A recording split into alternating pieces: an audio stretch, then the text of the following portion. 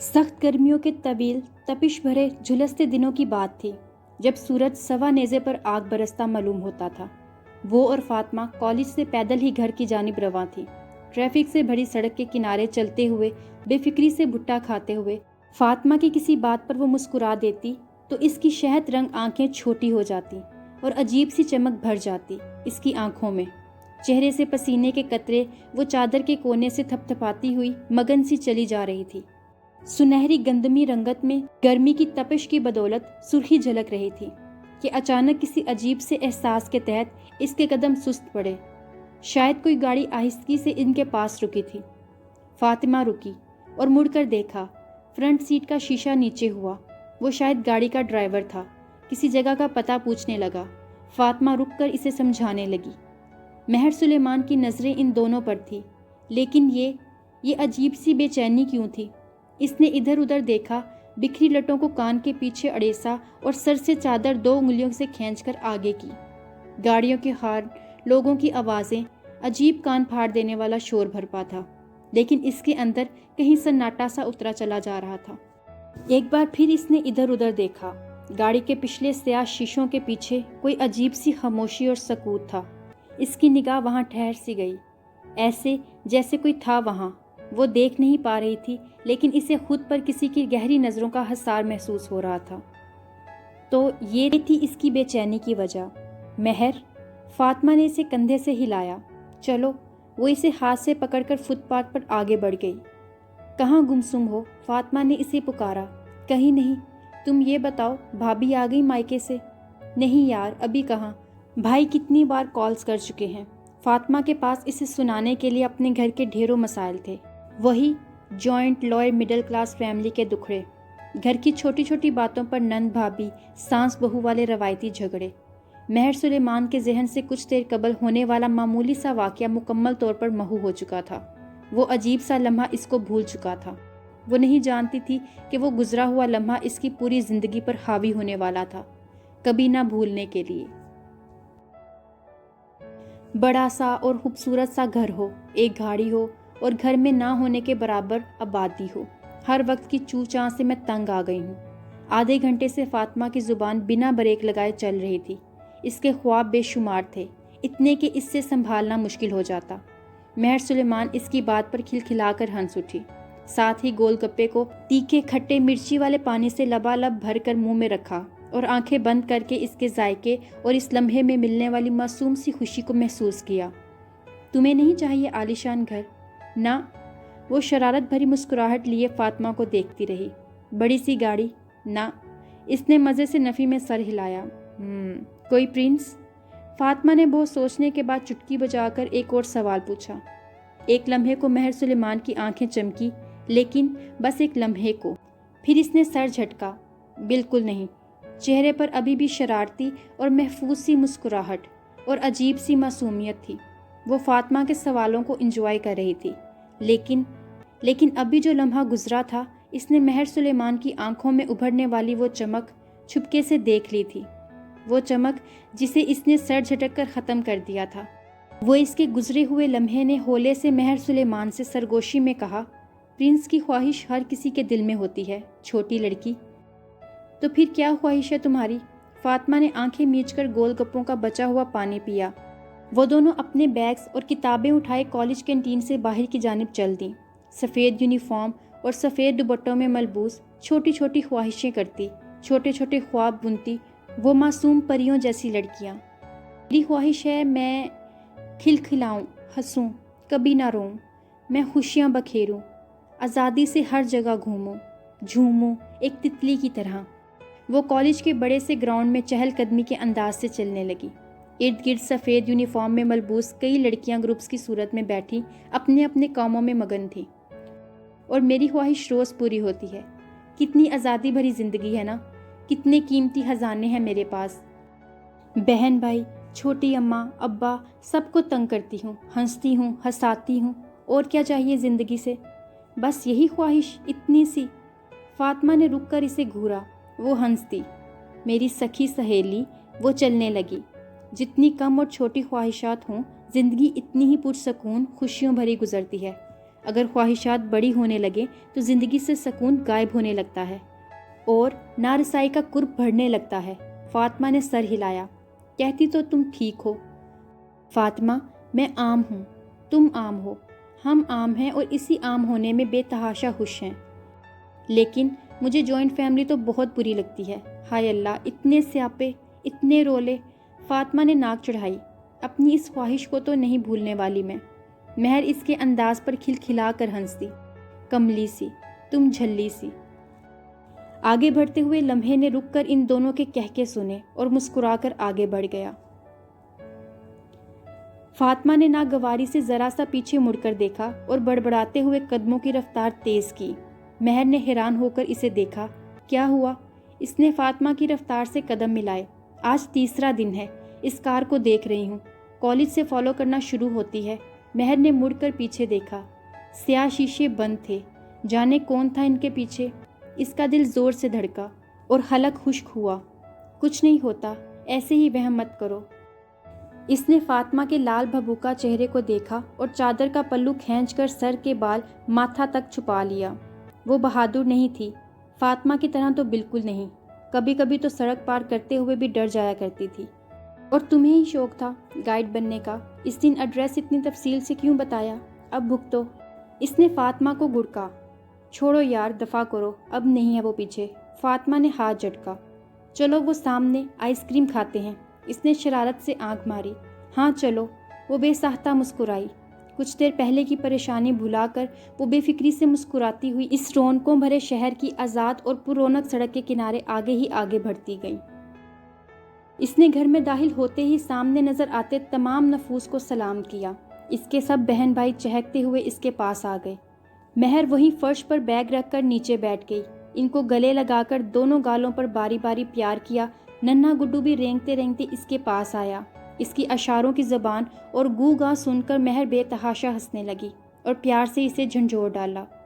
پھولے پھولے گالوں پر نرمی سے چٹکیاں بھری اور اپنے ساتھ لائی گئی آئس کریم اور چاکلیٹس سب کو دیں۔ وہاں سے سیدھا وہ چھوٹی سی رسوئی میں آئی جو گرمی اور حبس سے بھری ہوئی تھی۔ مہر نے پسینے میں تر اور گرمی سے بے حال چھوٹی امی کو دیکھا جو 2 ہاتھوں سے 10 کام سنبھالے ہوئے تھی۔ چولہے پر چڑھا کھانا، سلاد بناتی ہوئی، ساتھ تازہ پکی ہوئی گرم روٹیاں بھی پڑی تھیں۔ اس نے پیار سے انہیں دیکھا اور ان کے گلے میں باہیں ڈال دی۔ السلام علیکم چھوٹی امی۔ وہ ایک دم بکھلا گئیں۔ وعلیکم السلام، ادھر بہت گرمی ہے لڑکی، جاؤ یونیفارم بدلو جا کے اور پھر آ کے کھانا کھاؤ، انہوں نے ڈبٹتے ہوئے کہا۔ وہ زبان دانتوں تلے دباتی ہلکا سا مسکراتی پیچھے ہوئی۔ میں ابھی آئی۔ وہ باہر بھاگی۔ سارے دن کے مختلف کام کرتے، سب کے ساتھ ہنستے مسکراتے وہ بھول ہی چکی تھی، لیکن رات کو اپنی چارپائی پر سونے کے لیے لیٹی تو چھت پر لگے کم رفتار پنکھے کی گڑ گڑ کو سنتے ہوئے اچانک ہی وہ گاڑی اس کے ذہن میں آئی تھی اور برا ہوا تھا۔ وہ خوف کے غلبے سے کانپ اٹھی تھی۔ توبہ! اس نے اپنی سوچوں کو جھٹکا اور آنکھیں موندے نیند کا انتظار کرنے لگی۔ آج فاطمہ نہیں آئی تھی۔ آج پہلی بار اسے سڑک پار کرتے ہوئے بے تحاشا ڈر لگ رہا تھا۔ عجیب سا خوف اس کے حواسوں پر سوار ہو رہا تھا۔ سڑک پر بلا کا ٹریفک تھا، آنکھوں میں سورج کی تیز چبھتی ہوئی روشنی۔ وہ بیگ سنبھالے تیز قدم اٹھاتی سڑک پار کرنے لگی۔ ہر سیکنڈ میں ایسا محسوس ہو رہا تھا جیسے ابھی کوئی تیز رفتار گاڑی اسے کچل کر آگے بڑھ جائے گی۔ اسے کیا ہو رہا تھا؟ اتنی گھبراہٹ کیوں ہو رہی تھی؟ سفید یونیفارم پر بڑی سی کالی چادر لپیٹے وہ نازک سی لڑکی کچھ لمحوں کے بعد ہونے والے اپنی زندگی کے سب سے بڑے حادثے سے بالکل بے خبر تھی۔ نہیں جانتی تھی کہ آنے والا وقت اس کے لیے کس سازش کا منصوبہ کیے ہوئے ہے۔ وہ فٹ پاتھ پر چلی جا رہی تھی۔ گھبراہٹ کچھ کم ہوئی تھی کہ اچانک وہی منحوس سی گاڑی اس کے ساتھ ساتھ چلنے لگی۔ اس کا رنگ فک ہوا اور دل خوف سے لرزنے لگا۔ گاڑی رکی اور اس میں سے 2 عجیب سے، ناآشنا سے اور اجنبی سے شخص باہر آئے۔ وہ سہم کر رکی۔ وہ اس کے سامنے آ کھڑے ہوئے۔ کون ہو آپ لوگ؟ اس نے تھوک نگلا۔ ارد گرد بے بسی سے نظر دوڑاتی مہر سلیمان۔ اس پر اس حقیقت کا ابھی ابھی انکشاف ہوا تھا کہ وہ بے تحاشا رونقوں ہنگاموں میں ہونے کے باوجود اس وقت اکیلی تھی، بالکل اکیلی، تنہا۔ لمحوں میں اس کے چہرے پر کچھ رکھا گیا اور کلوروفارم کا اثر اس کے حواسوں پر چھانے لگا۔ معاف ہوتے ذہن نے جو آخری چیز محسوس کی تھی وہ یہ تھی کہ اس کے وجود کو آہستگی سے گاڑی میں ڈالا جا رہا تھا۔ بند ہوتی آنکھوں نے جو آخری منظر دیکھا تھا وہ سڑک کے دوسرے کنارے کھڑا سیاہ لباس سیاہ آنکھوں والا شخص تھا جس کی نظریں اسی پر جمی تھی، بے حد خاموش، بے تاثر سی آنکھیں۔ مہر نے ہاتھ اٹھا کر اس کی طرف بڑھایا تھا، جس کو بلانا چاہا تھا مدد کے لیے، اس کو پکارنا چاہا تھا، لیکن اس کا وجود بے جان سا ہو کر جھول گیا۔ اس کے ذہن پر تاریکی چھا گئی۔ آخری چہرے جو اس کے تاریک ہوتے ذہن کی سوچوں میں ابھرے تھے وہ اس کے ابا جان تھے، اس کی چھوٹی امی اور بہن بھائی تھے، اس کے اپنے، اس کی فیملی، اور بس سب ختم۔ ہر طرف اندھیرا چھا گیا، گہرا اندھیرا، اور آنکھ کھلنے پر اس کی ساری دنیا بدل چکی تھی۔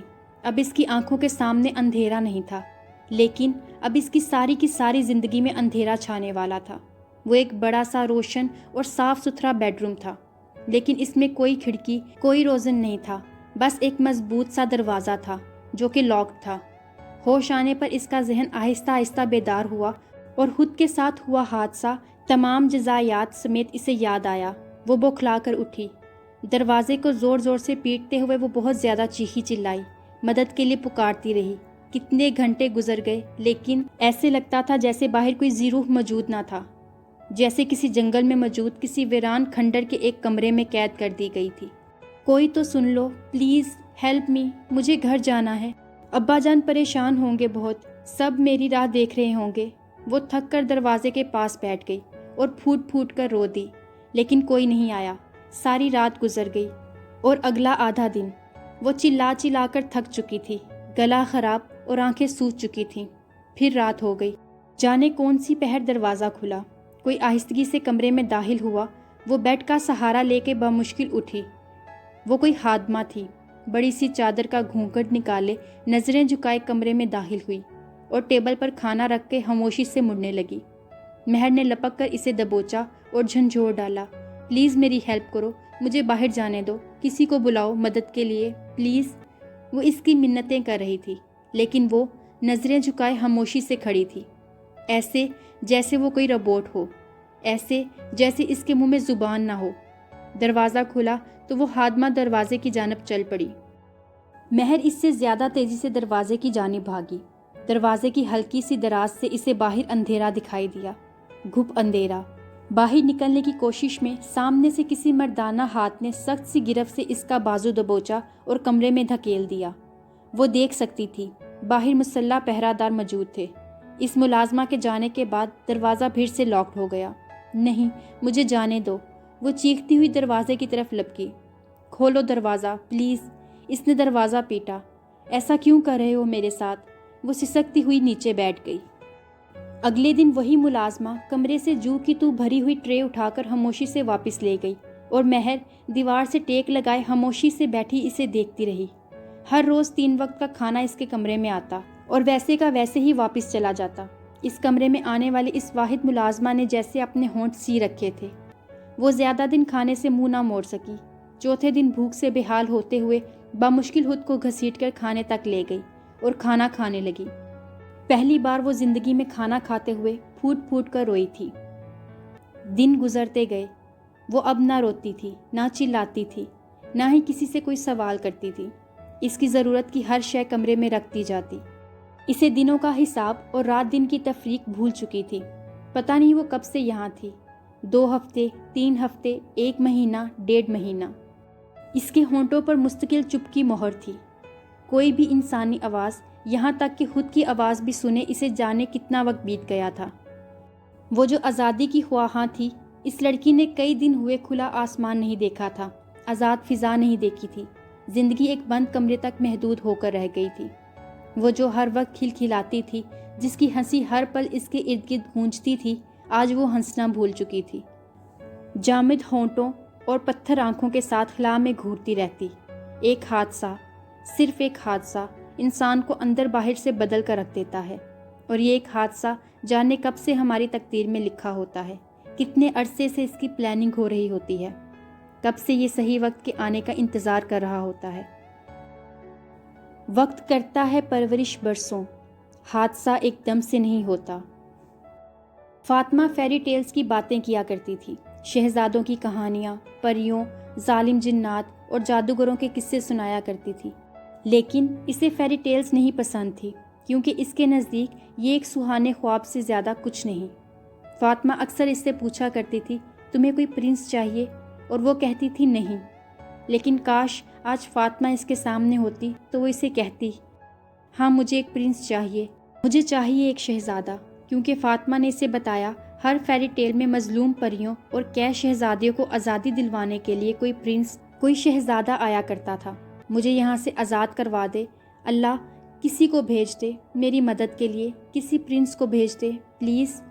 وہ تڑپ تڑپ کر رو رہی تھی، فرش پر بیٹھی، بیڈ سے سر ٹکائے، سفید صاف ستھرے کھلے لمبے سے لباس اور بکھرے بالوں کے ساتھ وہ کوئی قید پری ہی لگ رہی تھی، آنکھوں کے گرد ہلکے مرجھایا چہرہ۔ وہ کیا تھی اور کیا بن گئی تھی؟ آہستگی سے دروازے پر دستک کی آواز سنائی دی، دستک مدھم سی، میٹھی سی۔ وہ چونکی، چند لمحوں بعد دروازہ ہولے سے کھلا اور کوئی اندر داخل ہوا۔ کھلے دروازے سے باہر سورج کی تیز چبھتی ہوئی روشنی کی شعائیں اندر داخل ہوئیں۔ اس کی آنکھیں ایک لمحے کے لیے چندھیا سی گئیں۔ اس نے جھٹکے سے آنکھوں پر ہاتھ رکھا۔ دروازہ بند ہوا تو اس نے دیکھا وہ ایک دراز قد شخص تھا، سیاہ شلوار قمیض میں ملبوس، کندھوں پر چادر ڈالے، سیاہ آنکھوں سیاہ بالوں والا وہ شخص، بے انتہا خوبصورت شخص۔ اسے وہ اس دنیا کا نہیں لگا، وہ کسی شہزادے جیسا تھا۔ شہزادہ، وہ بے آواز بڑبڑائی، دل ایک دم زور سے دھڑکنے لگا۔ مہر سلیمان، وہ خاموش بے تاثر نظروں سے اسے دیکھتے ہوئے بولا، اور عرصے بعد اس نے کوئی انسانی آواز سنی، کسی کے منہ سے اپنا خود کا نام سنا۔ وہ آواز، وہ لہجہ، وہ شخص، اس کا چہرہ، اس کا ایک ایک نقش اس کے ذہن کی پرتوں میں محفوظ ہوتا چلا گیا۔ وہ ایک دم مسکرائی اور لڑکھڑاتی ہوئی اٹھ کھڑی ہوئی۔ آپ پرنس ہیں، ہے نا؟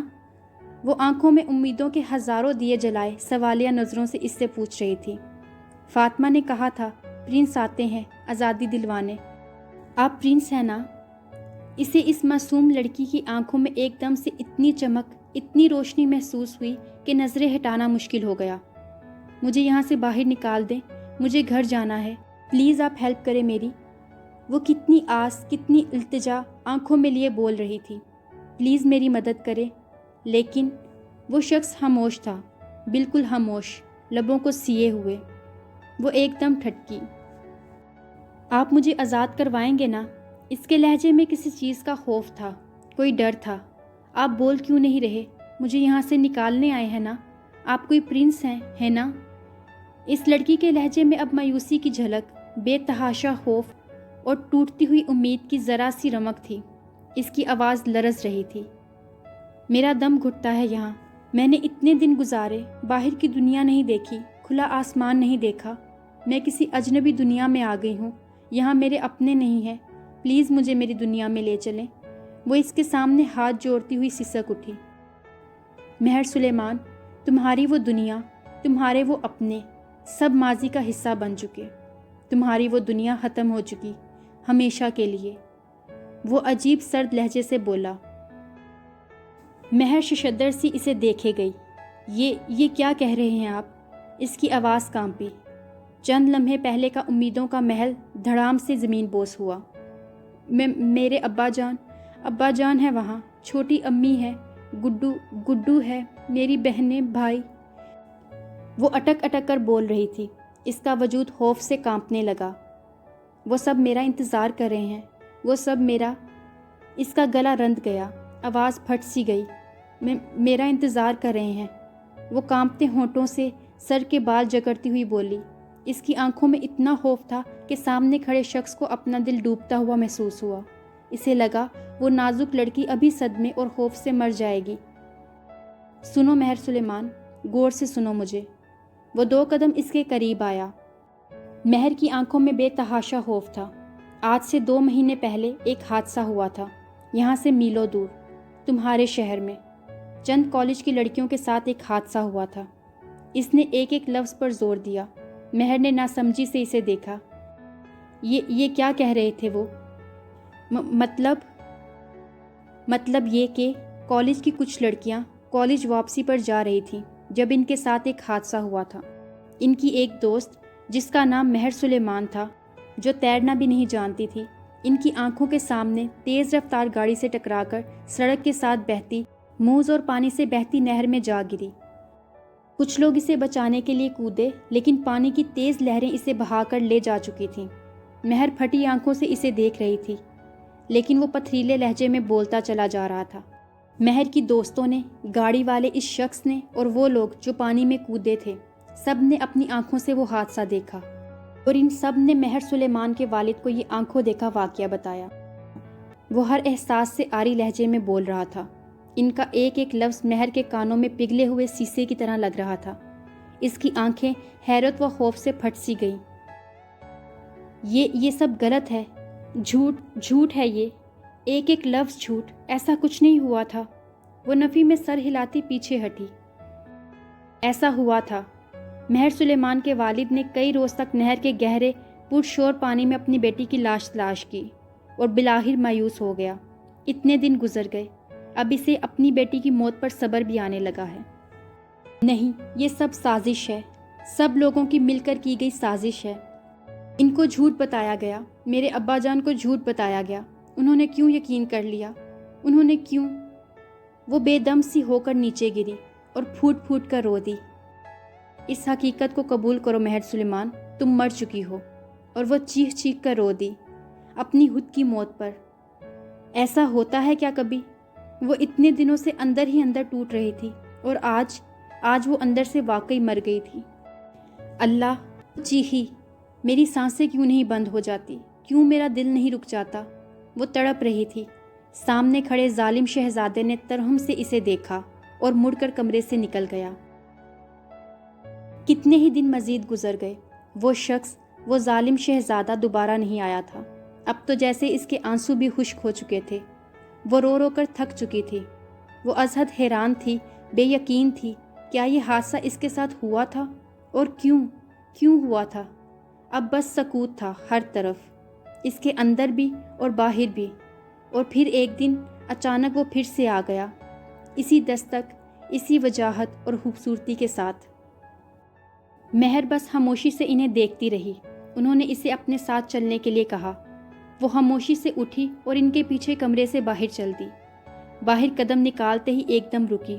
وہ روشنی اور کھلی ہوا میں بہت دنوں کے بعد نکلی تھی۔ آنکھوں کو کچھ وقت لگا سامنے والے منظر سے مانوس ہونے میں۔ وہ حیرت کا مجسمہ بنی آنکھیں پھاڑے باہر دیکھ رہی تھی۔ یہ تھی ناول میرے محرم کی 3rd ایپیسوڈ پسند آنے پر اس کو زیادہ سے زیادہ شیئر اور لائک کریں، اور اگر آپ نے ابھی تک میرے اس چینل کو سبسکرائب نہیں کیا ہوا تو اس چینل کو جلدی سے سبسکرائب کر لیں، اور ساتھ میں موجود بیل آئیکن کو بھی ضرور پریس کریں تاکہ آنے والی ہر ایپیسوڈ آپ کو ایزیلی مل سکے۔